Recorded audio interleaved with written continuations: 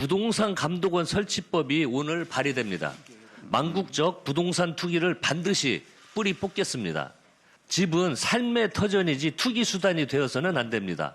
국민의힘은 이재명 정부와 더불어민주당의 부동산 정책을 두고 억지 땡깡이라며 본질을 흐리고 있습니다. 서민의 눈물을 닦아주려는 정부의 손을 뿌리치고 투기 세력의 방패막이를 자처하는 것이야말로 진정한 억지 땡깡입니다. 이재명 대통령의 트럼프 흉내내기 SNS 정치가 연일 반복되고 있습니다. SNS를 통한 적극적인 압박과 특정 집단을 악마화하는 편가르기 정치를 하고 있습니다.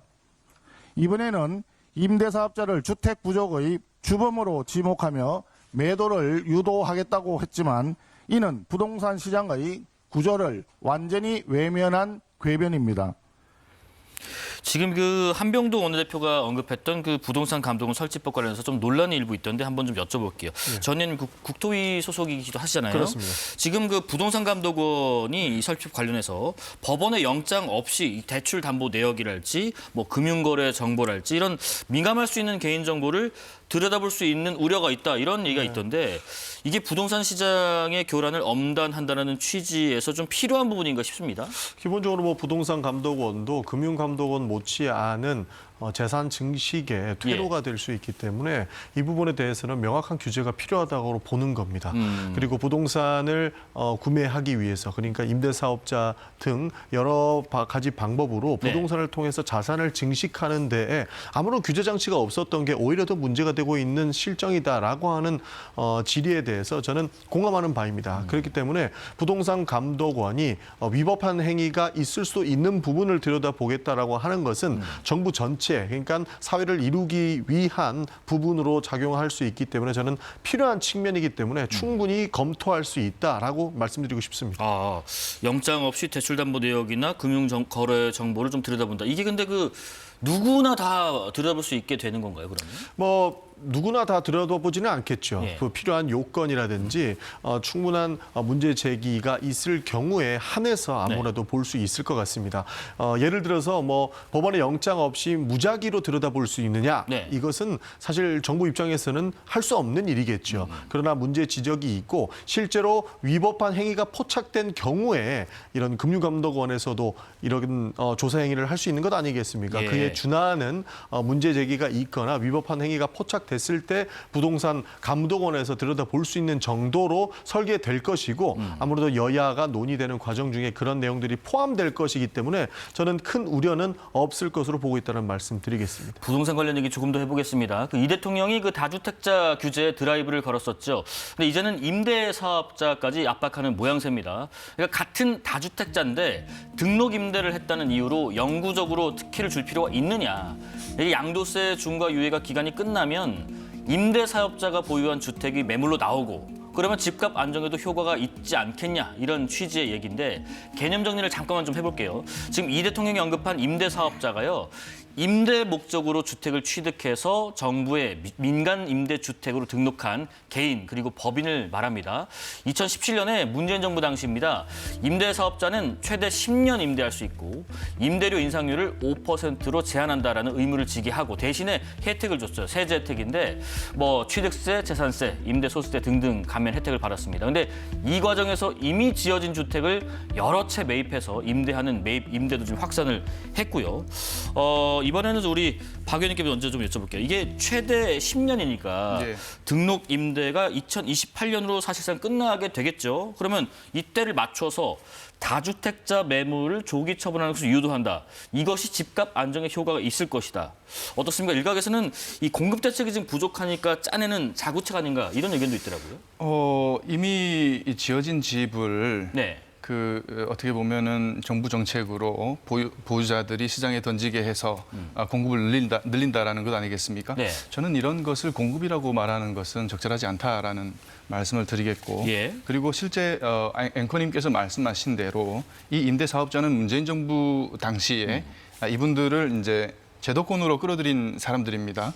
그래서 10년 동안 이제 의무 임대를 하고 임대료 인상을 5%로 제한을 시키게 되면 세제 혜택을 주겠다라고 한 분들인데 끝나가는 시점에서 이들에게 어떻게 보면은 과세하겠다라는 것은 그렇죠. 정부가 정부 입장을 뒤집어 가지고 그러니까 정부의 정책을 믿었던 사람들의 뒤통수를 치는 일이다. 아하. 그래서 예. 정부가 나서서 약속을 깨게 되면 정책 신뢰가 무너진다. 이런 말씀드리겠습니다. 어떻습니까, 그 전 의원님? 지금 네. 말씀하신 것처럼 아니 내가 그 당시 정책대로 과세 요건을 완성한 상태인데 2년 뒤면은 네. 근데 지금 이걸 혜택을 축소한다. 이게 법적으로 가능한가? 이런 의문이 있다면. 실제로 뒤통수라고 말씀을 주셨는데요. 그게 중간에 끊고 원래 하던 행위를 반대로 해석해서 마치 불이익을 준다고 한다면 뒤통수가 될 수 있겠죠. 네. 그러나 10년의 기간이 끝난 것이고 새 정부 정책에 맞게끔 새롭게 정책을 짜는 것이 어떻게 뒤통수라고 할 수 있겠습니까? 그렇기 때문에 새 정부는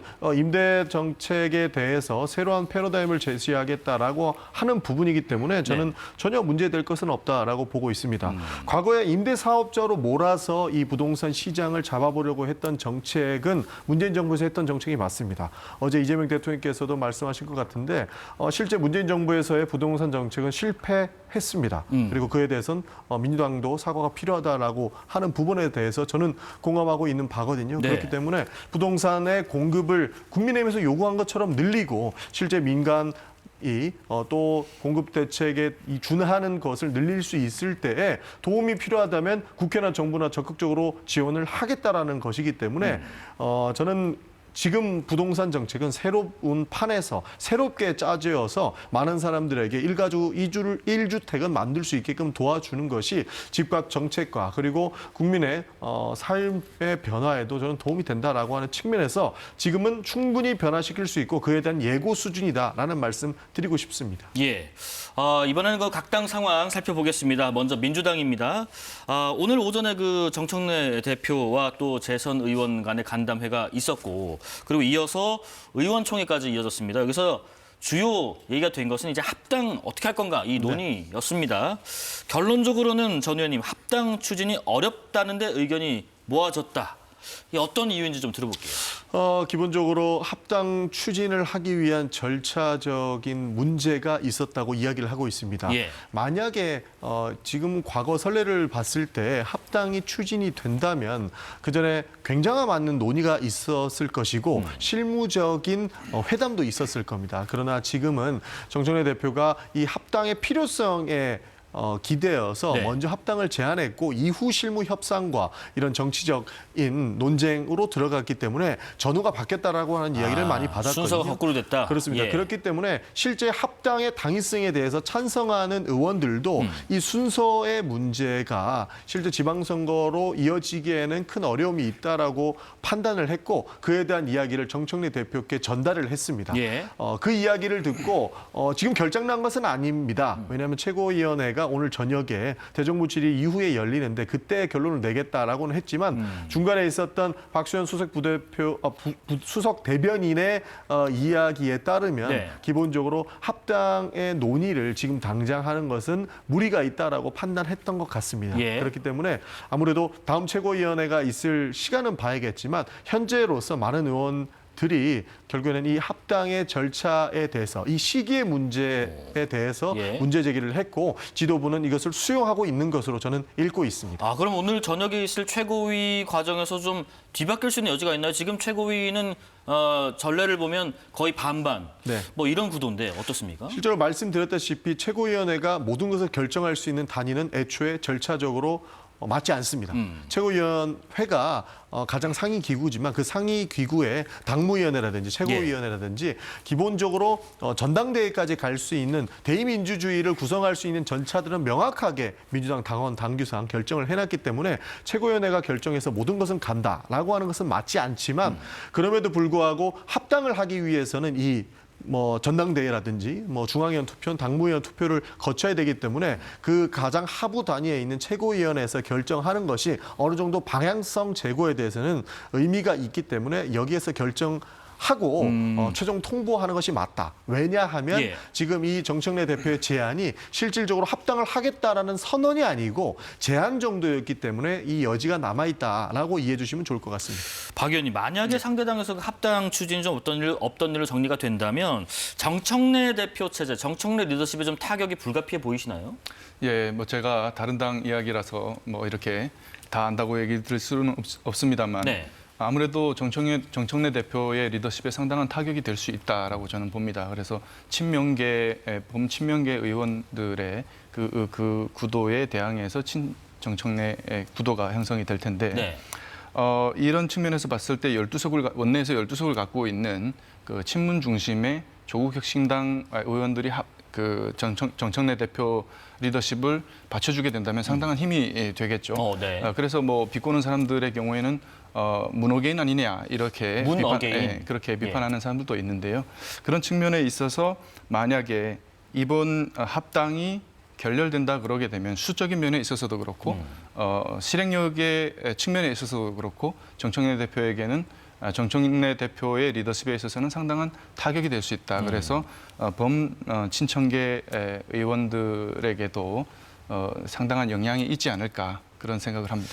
전 의원님, 오늘 의원총회 때 혹시 어느 분이 제일 목소리를 높이셨는가 싶어요. 뭐 지금 들리는 얘기로는 박지원 의원, 김영진 의원 정도가 합당을 좀 하는 게 맞지 않겠느냐, 이런 얘기를 했다고 하더라고요. 제가 구체적으로 의원님들의 성함을 나열하면서 이야기는 하기는 어렵지만 의원총회 자체에서 이렇게 언성을 높이거나 할 수 있는 그런 장소는 아니었습니다. 네. 왜냐하면 당 대표가 기본적으로 제안을 했던 것이지 나는 통보를 한 것이 아니다라고 이야기를 하고 시작했고 실제로 여러분들의 의견을 잘 듣고 최고위원회에서 이 방향을 제시하겠다라고 이야기를 하고 시작했기 때문에 그러니까 쉽게 얘기해서 아주 가볍게 이야기를 했고 여러분들의 의견을 들어서 결정하겠다라고 출발을 했기 때문에 언성을 높이거나 하지는 않았던 것으로 기억합니다. 다만 어떠한 부분에서 이렇게 갑론의박이 있었냐라고 하는 질문에 대해서는 대부분의 의원님들이 자신의 의견을 표출하는 과정 중에서 찬반 양론은 뚜렷하지 않겠습니까? 그런 부분에 대해서 다른 의견이 제시되었을 뿐 전혀 언성을 높이거나 할 상황은 아니었다라는 말씀 드리겠습니다. 박지원 의원이 그런 얘기 하셨다더라고요. 조국 대표가 합당 안 해서 서울시장이나 부산시장 나오면 어떡할 거냐 이런 얘기 하셨다는데 사실 좀 그런 부분도 우려가 됩니까? 기본적으로 선거와 관련돼서는 당연히 문제 제기가 있었겠죠.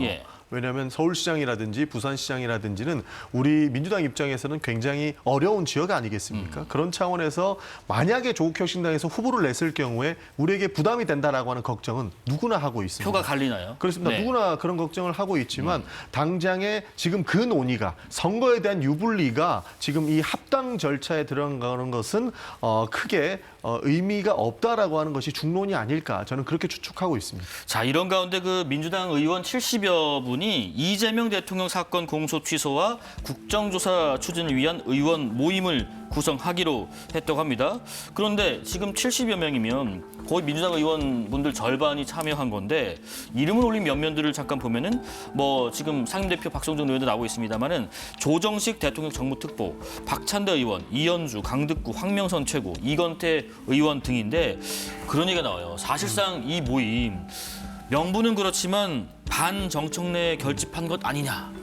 혹시 이름을 같이 올리셨습니까? 네, 저도 모임에 함께하고 있습니다. 그렇군요. 그런데 반정청래 모임이라고 하기에는 무리가 있습니다. 기본적으로 민주당 내에서 이재명 대통령 사건에 대해서 국정조사가 필요하다. 그리고 공소 취소까지 검토가 필요하다라고 하는 부분에 대해서는 의견들이 분분한데요. 그 이유가 무엇이냐면 기본적으로 윤석열 전 대통령의 검찰 정권 저희가 이렇게 평가하는데 이 시절에는 이재명 대통령에 대한 굉장히 무리한 기소와 수사가 이루어졌었습니다. 실제로 국회에서도 한 차례 체포동의안이 가결돼서 법원에 갔지만 법원에서 구속 요건이 충족되지 않는다라고 이야기한 경우가 있지 않습니까? 이렇게 여러 가지 팩트보다는 굉장히 그 검사들에 대한 요식 행위로 수사와 기소가 이루어졌던 부분들이 있기 때문에 이 사실을 밝히지 않고 검찰 권력이 검찰권을 남용했던 것을 밝히기에는 어려운 부분이 있기 때문에 공소 취소나 국정조사가 필요하다라고 하는 의원들이 굉장히 많다라는 말씀을 드린 것이고 한 70여 명 모였다라고 보도를 저도 봤는데요. 아무래도 대부분의 의원님들이 이렇게 생각하고 있는 것은 아닌가 하는 생각도 있습니다. 그러면 그냥 당 차원에서 하지 않고 70여 분이 모여 하는 이유가 따로 있나요?